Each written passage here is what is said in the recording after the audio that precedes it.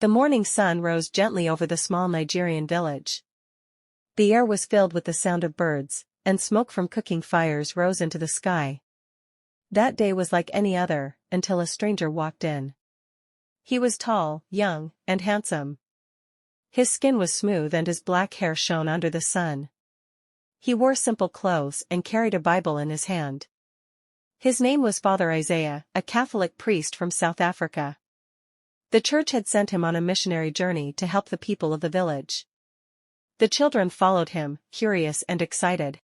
The elders welcomed him warmly, and the women admired how calm and gentle he was. But one person watched him with quiet eyes, Abigail. Abigail was known in the village for her beauty.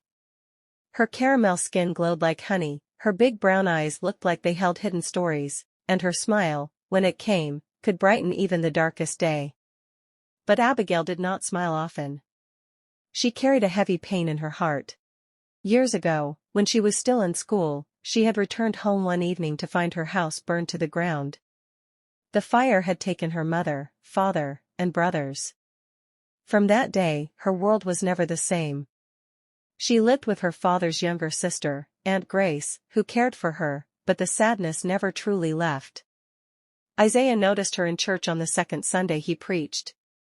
She sat at the back, her head bowed, her face calm but sorrowful. After service, he walked up to her. "Hello," he said gently. "You looked deep in thought during the prayers. What is your name?" "My name is Abigail," she replied softly. From that day, he began to see her more often. Sometimes, he spoke to her. One day, she spoke of the fire that had devoured her family, her voice heavy with memories.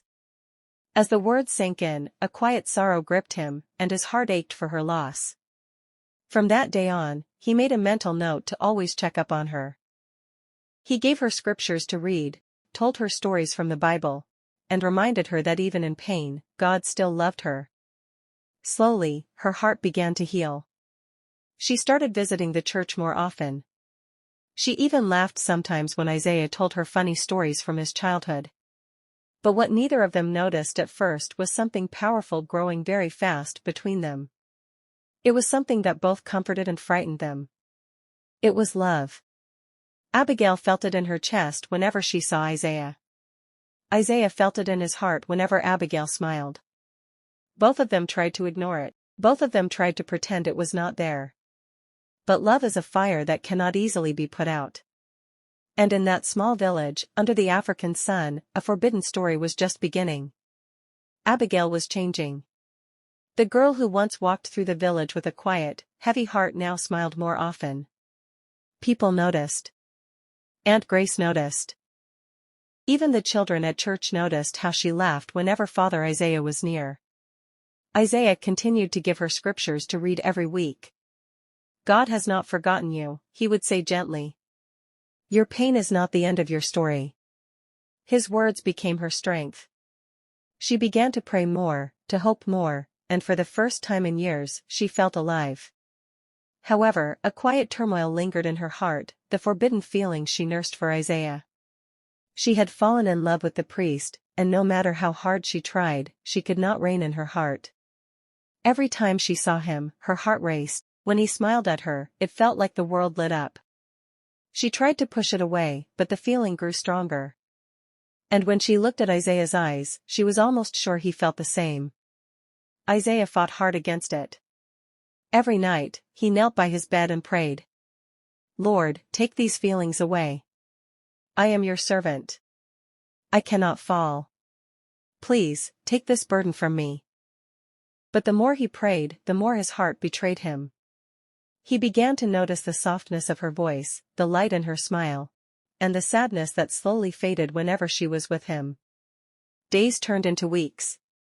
They spent time together at the church, reading the Bible, cleaning the altar, or teaching the children songs. Everyone saw them laugh together. Everyone saw how close they had become. But no one spoke, yet.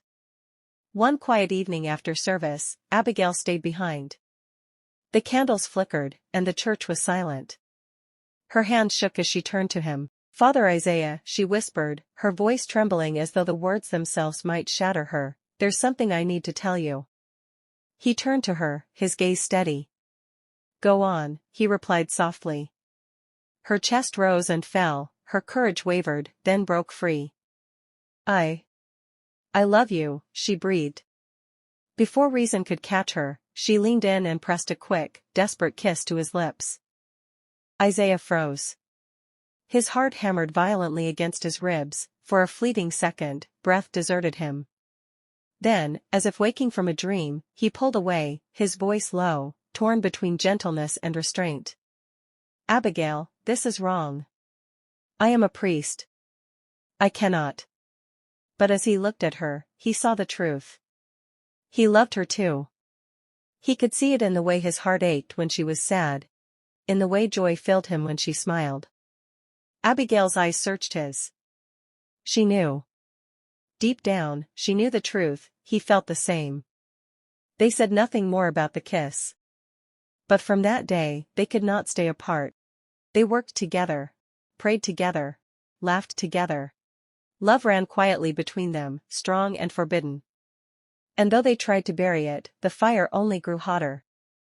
The bond between Isaiah and Abigail grew stronger with each passing day.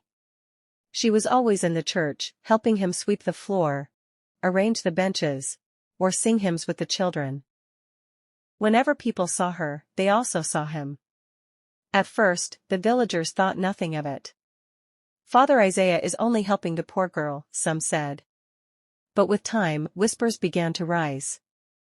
Why is she always with him? One man asked. I thought priests are not supposed to be close to women, another replied. Soon, the whispers grew louder.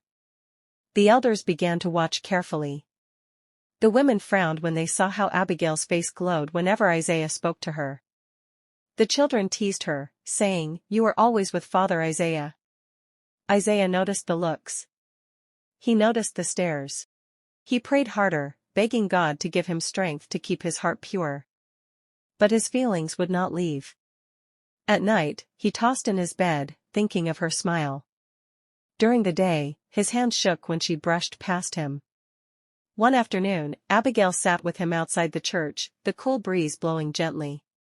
She laughed at a story he told about his childhood in South Africa. The joy on her face was brighter than the sun. Isaiah's heart pounded. He turned his face away.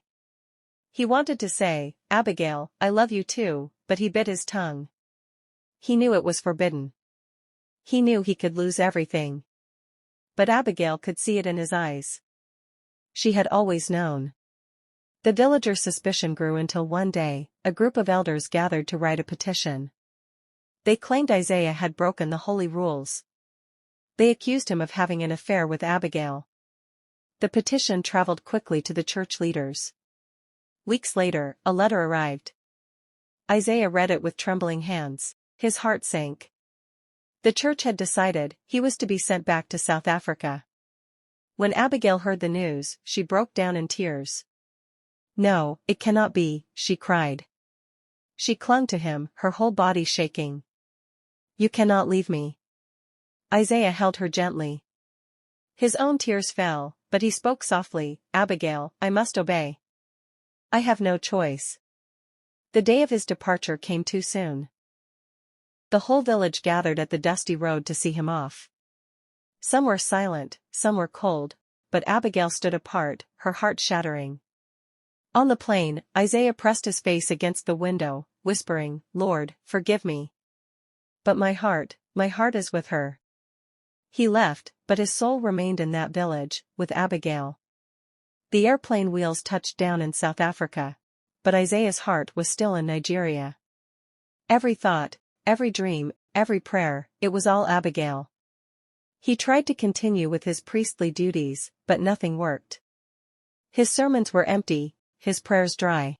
The more he tried to focus on God's work, the louder Abigail's voice echoed in his heart. He saw her smile in the morning, her tears at night, her kiss that burned like fire on his lips. Weeks passed. He could no longer bear it. One evening, he walked into the church office and placed his resignation letter on the table. Forgive me, Lord, he whispered, but I cannot live this lie. The very next day, he bought a ticket and boarded a plane back to Nigeria. With every mile that drew him closer, his heart beat faster. He pictured her waiting at the church steps, her eyes wide with joy, her arms open, her smile breaking the weight of all his doubts. But fate had other plans. When Isaiah arrived at the village, he went straight to Abigail's house, his chest alive with hope. There, on the worn bench outside the hut, sat Aunt Grace. Her shoulders shook as she wept, her hands pressed against her face. The moment her eyes met his, her grief broke like a dam. "She is gone, father," Aunt Grace sobbed. "Abigail is gone." The world tilted. Sound vanished. Isaiah's ears rang as if the earth itself mocked him with silence. His bag slipped from his hand, thudding to the ground, and his knees gave way beneath him. "How?" His voice cracked, raw with disbelief. "What do you mean she's gone?" Aunt Grace's words came like stones dropped one by one into a well, slow, heavy, unrelenting. "After you left, she could not bear the emptiness. Her old sorrow returned like a tide. Many nights, she whispered that life held no reason for her anymore. And then, last week, I found her lying still, a bottle of poison at her side, and a note pressed to her chest. She had gone where no one could follow." Isaiah's chest felt as though it had been torn apart by unseen hands. His breath faltered, shallow and uneven, as if the very air rejected him. Stumbling, he made his way to the church, clinging to hope that it was all a lie. But behind the chapel, the truth awaited him. Beneath the shade of an old tree lay a fresh mound of earth. A crude wooden cross stood at its head, her name carved in shaky strokes, Abigail. Isaiah collapsed upon the grave. His sobs shook through the night, breaking the stillness of the village. He clawed at the soil as though he could reach her, as though love itself could bring the dead back to life. "Why, Lord? Why did you bring us together, only to tear us apart?" His cries rose into the darkness, but heaven remained silent. That night, long after the village had gone silent, Isaiah wandered to the riverbank. The moonlight spilled across the water, pale and cold, as though the heavens themselves mourned. He sat there for hours, staring at his reflection rippling on the dark surface. Her face appeared to him in every wave. Abigail's smile. Her trembling voice. The desperate kiss she had stolen. He pressed a hand to his chest, where her memory burned like an open wound. "Abigail," he whispered, the name breaking on his lips. "I could not save you, but perhaps I can find you where you have gone." He removed his sandals, placing them carefully at the edge, as if arranging them for a journey he did not intend to return from. His trembling fingers touched the cross he wore, and for a moment, he almost prayed. But no words came. Only silence. Only ache. The river shimmered like liquid glass under the moon. With one last breath, Isaiah stepped forward, the cold water wrapping around his legs, pulling him deeper. He did not resist. He let the current claim him, his arms opening as though to embrace the darkness. By morning, the river carried his lifeless body gently, as though it knew it bore a man who had loved too deeply, too tragically. The villagers who found him wept quietly. They buried him beneath the same tree where Abigail lay, their graves side by side. And there, under the shade of the branches, the wind often carried the sound of leaves rustling together, like whispers, like two souls reunited in the silence of eternity. Thank you for staying till the end. Please like, share and subscribe to this channel for more stories like this.